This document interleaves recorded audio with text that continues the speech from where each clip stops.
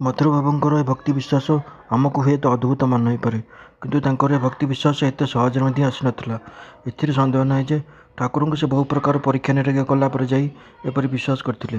ମଥୁର ଧନ ଦେଇ, ସୁନ୍ଦରୀ ରମଣୀ ଦେଇ, ନିଜ ଉପରେ ଏବଂ ପରିବାର ଉପରେ ଅକୁଣ୍ଠ ପ୍ରଭୁତ୍ୱ ଦେଇ, ଠାକୁରଙ୍କ ଆତ୍ମୀୟ ବର୍ଗ ତଥା ହୃଦୟ ପ୍ରଭୃତିଙ୍କ ପାଇଁ ଅକାତରରେ ଧନ ବ୍ୟୟ କରି ଏପରି ବହୁ ଭାବରେ ଠାକୁରଙ୍କୁ ପରୀକ୍ଷା କରି ଦେଖିଥିଲେ ଯେ ଏ ଲୋକଟି ଅନ୍ୟ ସାଧାରଣ ଲୋକ ପରି କୌଣସି ପ୍ରକାର ବାହ୍ୟିକ ଜିନିଷର ପ୍ରଲୋଭନରେ ଭୁଲିବ ନାହିଁ। ଆଉ ମଧ୍ୟ କେହି ଯଦି ନରହତ୍ୟା ସଦୃଶ ଦୁଷ୍କର୍ମ କରି ସୁଦ୍ଧା ଯଥାର୍ଥ ସରଳ ଭାବରେ ତାଙ୍କ ଶରଣାପନ୍ନ ହୁଏ, ତେବେ ଏ ତା'ର ଅପରାଧ ମାଫ କରି ତାକୁ ସହଜରେ ଗ୍ରହଣ କରିବେ ଏବଂ ତାକୁ କ୍ରମେ କ୍ରମେ ଉଚ୍ଚ ଲକ୍ଷ୍ୟ ଚିହ୍ନିବାର ଓ ଧରିବାର ସାମର୍ଥ୍ୟ ଦେଇପାରିବେ। ମଥୁରବାବୁ କ୍ରମଶଃ ଆହୁରି ମଧ୍ୟ ବୁଝିପାରିଥିଲେ ଯେ ଏ ବିଚିତ୍ରକର୍ମା ଠାକୁରଙ୍କ ପାଖରେ ଏପରି କିଛି ଗୋଟାଏ ଶକ୍ତି ରହିଛି, ଯାହା ଫଳରେ କି ସେ ଅସମ୍ଭବକୁ ସମ୍ଭବ କରିଦେଇପାରିବେ। ଏ ସଦୟ ବିଶ୍ୱାସ ନେଇ ମଥୁରବାବୁ କ୍ରମେ ଠାକୁରଙ୍କର ଆହୁରି ନିକଟତର ହୋଇ ଉଠିଲେ। ଠାକୁରଙ୍କର ଭାବ ସମାଧିରେ ଅସୀମ ଆନନ୍ଦ ଅନୁଭବ ଦେଖି ତାଙ୍କ ଭଳି ବିଷୟ ଲୋକର ମଧ୍ୟ ଦିନେ ଇଚ୍ଛା ହେଲା ଭାବ ସମାଧି କ'ଣ ତାହା ସେ ଥରେ ନିଜେ ଅନୁଭବ କରିବେ। ଏହି ଆଶାରେ ଦିନେ ସେ ଠାକୁରଙ୍କୁ ଯାଇ ମିନତି ଜଣାଇଲେ, ବାବା, ମୋର କିପରି ଭାବ ସମାଧି ହେବ, ମୋତେ ଥରେ ତାହା କରାଇ ଦିଅନ୍ତୁ। ଠାକୁର କହିଲେ, ହେବ ତୁମର, ତେବେ ତା'ର ସମୟ ଆସିଲେ ହେବ। କିନ୍ତୁ ତୁମେ କାହିଁକି ସେଥିପାଇଁ ଏତେ ବ୍ୟସ୍ତ ହେଉଛ? ତୁମେ ତ ବେଶ୍ ଅଛ, ଏପଟ ସେପଟ ଦୁଇ ପଟ ସମ୍ଭାଳିଛ। ଏସବୁ ହେଲେ ସଂସାରରୁ ମନ ଛାଡ଼ିଯିବ। ସେତେବେଳେ ତୁମର ସେ ଆଶ୍ରୟ ସବୁ କିଏ ରକ୍ଷା କରିବ?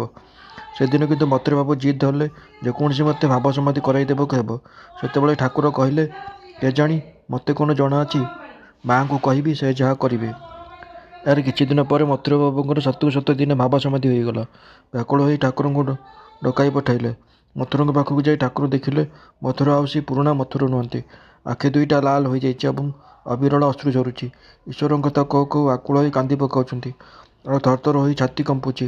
ଠାକୁରଙ୍କୁ ଦେଖିବା ମାତ୍ରେ ମଥୁର ତାଙ୍କର ପାଦ ଦୁଇଟି ଜାବୁଡ଼ି ଧରି କାତର ସ୍ୱରରେ କହିଲେ, ବାବା, ବହୁତ ହେଲା, ଆଜକୁ 3 ଦିନ ହେଲା ଏପରି ହେଉଛି। ବିଷୟ କର୍ମ କରିବାକୁ ଚେଷ୍ଟା କଲେ ମଧ୍ୟ ତେଣିକି ଟିକିଏ ହେଲେ ମନ ବଳୁନାହିଁ। ତୁମର ଭାବ ତୁମେ ଫେରାଇ ନିଅ ଠାକୁର, ଏସବୁ ମୁଁ ଚାହୁଁନାହିଁ। ଠାକୁର ସେତେବେଳେ ହସି ହସି କହିଲେ, ତୁମକୁ ତ ସେକଥା ମୁଁ ଆଗରୁ କହିଛି। ଏହା କହି ସେ ମଥୁରବାବୁଙ୍କ ଛାତି ନିଜ ହାତରେ ଆଉଁସି ଦେଇ ତାଙ୍କର ଭାବ ପ୍ରଶମିତ କରିଦେଲେ। ପ୍ରକୃତ କଥା ହେଲା, କେବଳ ଭାବ ବା ସମାଧି ହୋଇଗଲେ ଚଳିବ ନାହିଁ। ଏହାର ବେଗ ସହ୍ୟ କରିବା ବା ଏହାକୁ ରକ୍ଷା କରିପାରିବା ଅତି କଷ୍ଟସାଧ୍ୟ। ଯଦି ମନ ଭିତରେ ସାମାନ୍ୟତମ ବାସନା ଥାଏ, ତେବେ ଏହାକୁ ରକ୍ଷା କରିବା ଅସମ୍ଭବ। ଏପରି ଭାବରେ ମଥୁରବାବୁଙ୍କ ସହିତ ଠାକୁର ଖୁବ୍ ସୁନ୍ଦର ମଧୁର ସମ୍ପର୍କ ସ୍ଥାପନ କରିଥିଲେ। ମଥୁରଙ୍କର ମଧ୍ୟ ପ୍ରୀତି ଘନୀଭୂତ ହୋଇ ଶେଷ ପର୍ଯ୍ୟନ୍ତ ବାବାଗତ ପ୍ରାଣ ହୋଇ ପଡ଼ିଥିଲେ। ଏକ ଦିଗରେ ମଥୁର ଯେପରି ଠାକୁରଙ୍କର ଦୈବୀ ଶକ୍ତି ଉପରେ ନିର୍ଭର କରୁଥିଲେ, ଅନ୍ୟ ଦିଗରେ ମଧ୍ୟ ସେପରି ସେ ଏହି ଈଶ୍ୱର ପାଗଳ ଠାକୁରଙ୍କୁ ଅନଭିଜ୍ଞ ବାଳକଟିଏ ମାତ୍ର ଜ୍ଞାନ କରି ତାଙ୍କୁ ସର୍ବଦା ରକ୍ଷା କରିବାକୁ ପ୍ରସ୍ତୁତ ଥିଲେ। ଏହା ହିଁ ଦୈବ ନିର୍ଦ୍ଦିଷ୍ଟ ସମ୍ବନ୍ଧ। ତାହା ନ ହେଲେ ଦୀର୍ଘ 14 ବର୍ଷ କାଳ ଏ ସମ୍ବନ୍ଧ ଏପରି ଅକ୍ଷୁଣ୍ଣ ଭାବରେ କେବେ ରହିପାରିଥାନ୍ତା କି? ହାୟ ପୃଥିବୀ, ଏପରି ବିଶୁଦ୍ଧ ମଧୁର ସମ୍ବନ୍ଧ ଏତେ କାଳ ଭିତରେ ତୁମେ କେତୋଟି ବା ଦେଖିଛ? ଶକ୍ତି ସାଧନର ଶେଷ କଥା।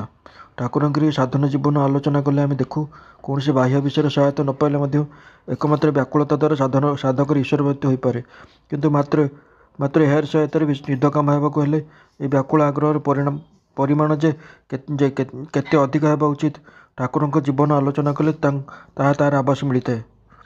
ତୀବ୍ର ବ୍ୟାକୁଳତାର ପ୍ରେରଣାରେ ତାଙ୍କର ଆହାର, ନିଦ୍ରା, ଲଜ୍ଜା, ଭୟ ପ୍ରଭୃତି ଶାରୀରିକ ଓ ମାନସିକ ଦୃଢ଼ବଦ୍ଧ ସଂସ୍କାର ଓ ଅଭ୍ୟାସ ସମୟ କେଉଁଆଡ଼େ ଲୋପ ପାଇଗଲା ଏବଂ ଶାରୀରିକ ସ୍ୱାସ୍ଥ୍ୟରକ୍ଷାର କଥା ବା କ'ଣ, ଜୀବନରକ୍ଷା ଦିଗରେ ମଧ୍ୟ ତାଙ୍କର ଅଣୁମାତ୍ର ଲକ୍ଷ୍ୟ ରହିଲା ନାହିଁ। ପରବର୍ତ୍ତୀ କାଳରେ ଠାକୁର ନିଜ ମୁହଁରେ ସାଧନାର ସେହି ଦିନଗୁଡ଼ିକ କଥା କହିଛନ୍ତି। ଶରୀରର ସଂସ୍କାର ଦିଗରେ ତ ଆଦୌ ଖିଆଲ ରହିଲା ନାହିଁ। ତେଣୁ ସେତେବେଳେ ମୋ ମୁଣ୍ଡ ବାଳ ସବୁ ବଡ଼ ହୋଇଗଲା। ସେଥିରେ ଧୂଳି ମାଟି ଲାଗି ଆପଣା ଛାଏଁ ଜଟା ବାନ୍ଧିଗଲା। ଯେତେବେଳେ ଧ୍ୟାନ କରିବାକୁ ବସେ, ମନଟା ଏତେ ଦୂର ଏକାଗ୍ର ହୋଇଯାଏ ଯେ ଶରୀର ସ୍ଥାଣୁ ପାଲଟିଯାଏ। ଯେତେବେଳେ ପକ୍ଷୀମାନେ ଆସି ଜଡ଼ ପଦାର୍ଥ ଭାବି ମୋର ମୁଣ୍ଡ ଉପରେ ନିଃସଙ୍କୋଚରେ ବସୁଥିଲେ, ପୁଣି କେହି ଜଟା ଭିତରୁ ଥରଟେ ଧୂଳି ମାଟି ଆଡ଼େଇ ଚାଉଳ କଣା ଖୋଜୁଥିଲେ, ଆଉ ଥରେ ଭଗବାନଙ୍କ ନିକଟ ବିରହରେ ଅଧୀର ହୋଇ ଭୂଇଁ ଉପରେ ଏପରି ମୁହଁ ଘଷି ଦେଉଥିଲେ ଯେ ମୁହଁ ଛିଣ୍ଡି ଯାଇ ରକ୍ତାକ୍ତ ହୋଇଯାଉଥିଲା। ଏପରି ଭାବରେ ଧ୍ୟାନ, ଭଜନ, ପ୍ରାର୍ଥନା, ଆତ୍ମନିବେଦନ ଆଦିରେ ଦିନଗୁଡ଼ାକ ଯେ କିପରି କଟି ଯାଉଥିଲା, ସେ ଆଡ଼କୁ ମୋର ହୋସ ରହୁନଥିଲା। ପରେ ଯେତେବେଳେ ସନ୍ଧ୍ୟା ଘୋଟି ଆସୁଥିଲା, ସେତେବେଳେ ଶଙ୍ଖ ଘଣ୍ଟାଦିନ ଶୁଣି ବୁଝିପାରୁଥିଲେ ଯେ ଦିନ ଶେଷ ହେଲା ଏବଂ ଆଉ ଗୋଟାଏ ଦିନ ମଧ୍ୟ ବୃଥା କଟିଗଲା। ମା'ର ଦେଖା ମିଳିଲା ନାହିଁ। ସେତେବେଳେ ତୀବ୍ର ଆକ୍ଷେପ କରି ପ୍ରାଣକୁ ଏପରି ବ୍ୟାକୁଳ କରି ପକାଏ ଯେ ଆଉ ସ୍ଥିର ହୋଇ ରହିପାରେ ନାହିଁ।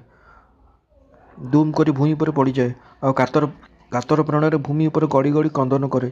ମା ମା ଏବେ ବି ଦେଖାଦେଲୁ ନାହିଁ, ଏପରି ଯନ୍ତ୍ରଣାରେ ଛଟପଟ ହେଉଥାଏ। ଆଉ ଦିନେ ଠାକୁର ସେହି ସମୟର ବର୍ଣ୍ଣନା କରି ଆଖଭକ୍ତି କରି କହିଲେ, ଲୋକେ ସ୍ତ୍ରୀଗୁଡ଼ାକ ମୃତ୍ୟୁରେ ବା ବିଷୟ ସମ୍ପତ୍ତି ହରାଇ ଆଖିରୁ ମାଠିଆ ମାଠିଆ ଲୁହ ଢାଳନ୍ତି, କିନ୍ତୁ ଈଶ୍ୱରଙ୍କୁ ପାଇଲେ ନାହିଁ ବୋଲି କେତେ ଲୋକ ଏପରି କାନ୍ଦନ୍ତି କୁହ? ଅଥଚ ସମସ୍ତେ କହନ୍ତି ଭଗବାନଙ୍କୁ ଏତେ ଡାକିଲେ ତଥାପି ସେ ଦର୍ଶନ ଦେଲେ ନାହିଁ। ଭଗବାନଙ୍କ ପାଇଁ କେଇ ଥରେ ହେଲେ ଏପରି କାନ୍ଦୁ ଦେଖି କିପରି ସେ ଦର୍ଶନ ନ ଦେବେ ଦେଖିବା? ଠାକୁରଙ୍କ ମୁହଁରୁ ଏସବୁ କଥା ଶୁଣିଲେ ବୁଝାଯାଏ ସେ ଏକଥା ନିଜ ଜୀବନରେ ପରୀକ୍ଷା କରି ସତ୍ୟ ବୋଲି ପ୍ରମାଣ ପାଇଛନ୍ତି, ତେଣୁ ଏତେ ନିଃସଂଶୟରେ ଏକଥା କହୁଛନ୍ତି। ସାଧନ କାଳର ପ୍ରଥମ 4 ବର୍ଷ ଠାକୁର କେବଳ ଶ୍ରୀ ଜଗଦମ୍ବାଙ୍କ ଦର୍ଶନ ମାତ୍ର କରି ନିଶ୍ଚିନ୍ତ ରହିନଥିଲେ। ଭାବ ରାଜ୍ୟରେ ସେ ଜଗନ୍ମାତାଙ୍କ ଦର୍ଶନ ଲାଭ ପରେ ନିଜ କୁଳଦେବତା ରଘୁବୀରଙ୍କ ଦର୍ଶନ ଲାଭ ମଧ୍ୟ ସମ୍ଭବପର ଭାବି ଦାସ୍ୟ ଭକ୍ତିରେ ସିଦ୍ଧ ହେବା ଲାଗି ସେ ବର୍ତ୍ତମାନ ନିଜ ଭିତରେ ମହାବୀରଙ୍କର ଭାବାରୋପ କରି ସାଧନ କରିବାକୁ ଲାଗିଲେ। ନିରନ୍ତର ମହାବୀରଙ୍କ ଚିନ୍ତା କରି କରି ସେ ଏହି ସମୟରେ ଏହି ଆଦର୍ଶର ଏତେଦୂର ତନ୍ମୟ ହୋଇଯାଇଥିଲେ ଯେ ନିଜର ସ୍ୱତନ୍ତ୍ର ଅସ୍ତିତ୍ୱ ଓ ବ୍ୟକ୍ତିତ୍ୱ କଥା କିଛି ଦିନ ପାଇଁ ସମ୍ପୂର୍ଣ୍ଣ ଭୁଲିଗଲେ। ଏ ଦାସ୍ୟ ଭକ୍ତିର ସାଧନ କାଳରେ ଠାକୁରଙ୍କ ଜୀବନରେ ଏକ ଅଦ୍ଭୁତପୂର୍ବ ଦର୍ଶନ ଓ ଅନୁଭବ ସମ୍ଭବ ହୋଇଥିଲା। ଠାକୁର ସେସବୁ ଅନୁଭବର କଥା ନିଜ ମୁହଁରେ କହିଛନ୍ତି। ଏହି ପଞ୍ଚବଟୀ ତଳେ ଦିନେ ବସିଥାଏ, କିଛି ଯେ ଧ୍ୟାନ କରୁଥାଏ ତାହା ନୁହେଁ, ଏମିତି ଖାଲି ବସିଥାଏ। ଏହି ସମୟରେ ଗୋଟାଏ ନିରୁପମ ଜ୍ୟୋତିର୍ମୟ ସ୍ତ୍ରୀ ମୂର୍ତ୍ତି ଅଦୂରରେ ଆବିର୍ଭୂତ ହୋଇ ସେହି ସ୍ଥାନକୁ ଆଲୋକିତ କରିଦେଲେ। ଏ ଦେବୀ ମାନବୀ ତାଙ୍କର ପ୍ରସନ୍ନ ଦୃଷ୍ଟିରେ ଚତୁର୍ଦିଗ ମୋହିତ କରି ଉତ୍ତର ଦିଗରୁ ଦକ୍ଷିଣ ଆଡ଼କୁ ଅଗ୍ରସର ହେଉଥାନ୍ତି। ଏହା ଦେଖି ମୁଁ ସ୍ତମ୍ଭିତ ହୋଇ ଭାବୁଥାଏ, ଇଏ କିଏ? ଏହି ସମୟରେ ହଠାତ୍ ଗୋଟିଏ ହନୁ ମାଙ୍କଡ଼ ଆକସ୍ମିକ ଭାବରେ କେଉଁଠାରୁ ଛୁଟି ଆସିଲା, ଆଉ ଉପୁ ଉପୁ କରି ସେ ନାରୀ ମୂର୍ତ୍ତିଙ୍କ ପାଦ ତଳେ ଲୁଟିଗଲା। ମୋ ମନ ଭିତରେ କିଏ ଯେପରି କହି ଉଠିଲା, ସୀତା, ଜନମ ଦୁଃଖିନୀ ସୀତା, ଜନକ ନନ୍ଦିନୀ ସୀତା, ରାମ ଜୀବିତା ସୀତା। ସେତେବେଳେ ମା ମା ବୋଲି ଅଧୀର ହୃଦୟରେ ତାଙ୍କ ପାଦ ତଳେ ନିପତିତ ହେବାକୁ ଯାଉଛି, ଏହି ସମୟରେ ସେ ସହସା ଆସି ନିଜ ଶରୀର ଦେଖାଇ ଏହା ଭିତରେ ପ୍ରବିଷ୍ଟ ହୋଇଗଲେ। ଆନନ୍ଦ ଓ ବିସ୍ମୟରେ ଅଭିଭୂତ ହୋଇ ବାହ୍ୟ ଜ୍ଞାନ ହରାଇ ମୁଁ ସେଠାରେ ପଡ଼ିଗଲି।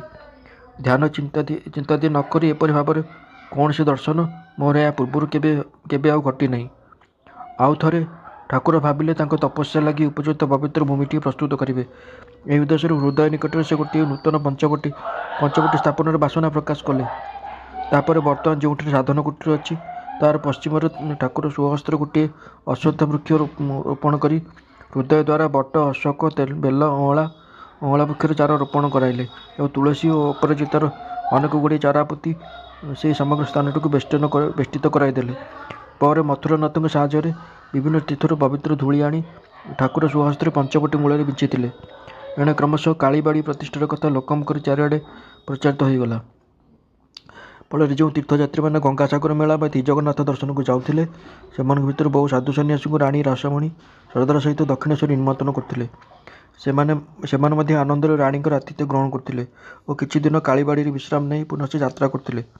ଏମାନଙ୍କ ମଧ୍ୟରୁ କାହା ଠାରୁ ଠାକୁର ପ୍ରାଣାୟାମାଦି ହଠଯୋଗର କ୍ରିୟା ସବୁ ଅଭ୍ୟାସ କରିଥିଲେ। ଏହି ହଠଯୋଗର କ୍ରିୟା ସବୁ ସ୍ୱୟଂ ଅଭ୍ୟାସ କରି ଏଗୁଡ଼ିକର ଫଳାଫଳ ପ୍ରତ୍ୟକ୍ଷ କରିବା ହେତୁ ସେ ପରବର୍ତ୍ତୀ କାଳରେ ଅନ୍ୟମାନଙ୍କୁ ଏହାକୁ ସବୁ ଅଭ୍ୟାସ କରିବା ଲାଗି ନିଷେଧ କରୁଥିଲେ। ଏହି ହଠ